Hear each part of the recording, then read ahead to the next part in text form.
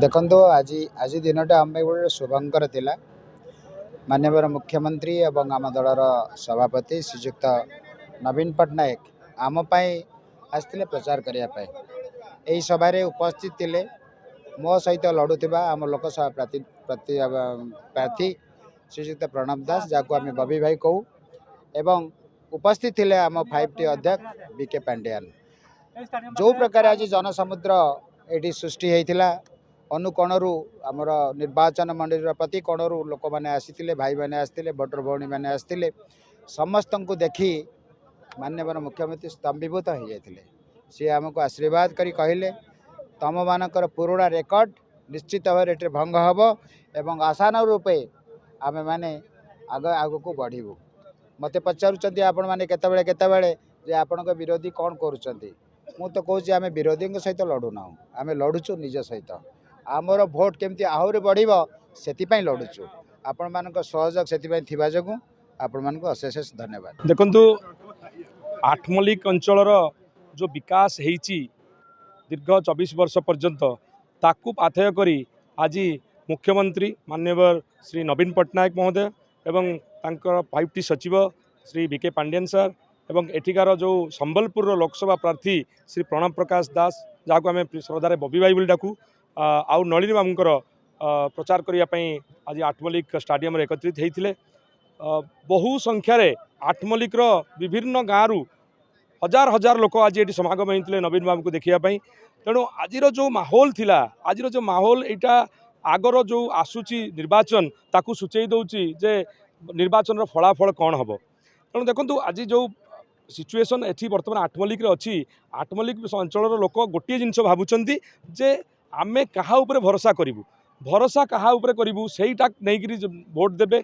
जो 24 वर्ष वाला 2000 मसीह लोकंर जो उत्साह उद्दीपना थिला आज 24 वर्ष पर नवीन पट्टनायक प्रति से ही उत्साह उद्दीपना अच्छी एवं से ही भली भाव में से श्री तांकर माननीय मुख्यमंत्री जी कि देशर 1 नंबर मुख्यमंत्री तांकु भल पाउछंती। तेणु यही भल पाइबा जोगु आज आठमल्लिक निर्वाचन मंडल में आपन को विश्वास सहित कहूँ दृढ़ विश्वास सहित कहूँ ये भल मार्जिन रे उभय लोकसभा प्रार्थी श्री प्रणव प्रकाश दास महोदय एवं विधानसभा प्रार्थी श्री नलिन प्रधान महोदय बहु संख्या भोट रे जितबे एठू एवं यही फलाफल पूरा संबलपुर निर्वाचन मंडली एवं आपण जानी पारुथिबे एठू जी निर्वाचन लड़ुचंती तांको पई मु कहूची यह सारा ओडिशा को प्रभाव पकेबो।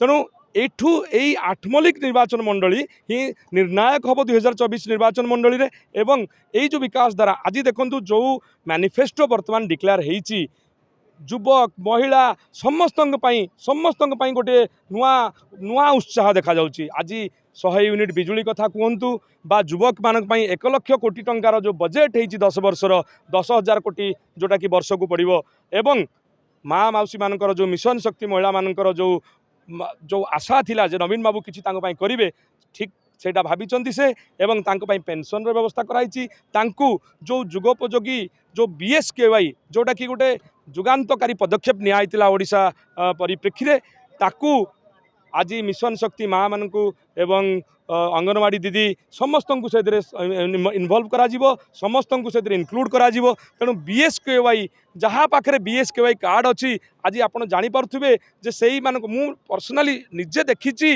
हॉस्पिटल रे जो लोक मैंने जाऊँगी अंचल से माने कौ भली भाव में लाभान्वित तो होउचंती BSKY कार्ड द्वारा विभिन्न प्रकार रोग एटी तो मेनली किडनी रोग रे बहुत लोक प्रभावित होचंती ताहा आज लोक मानकु बहुत अफेक्ट करुच्ची। तेणु मु समस्त को आज यही कथा कहीकि जाऊँगी जे आठमल्लिक निर्वाचन मंडली रे 2024 रे बहुत भल मार्जिन रे बिजु जनता दल हम एवं जोड़ी संख्या को आम एटी जितेबू। जय जगन्नाथ।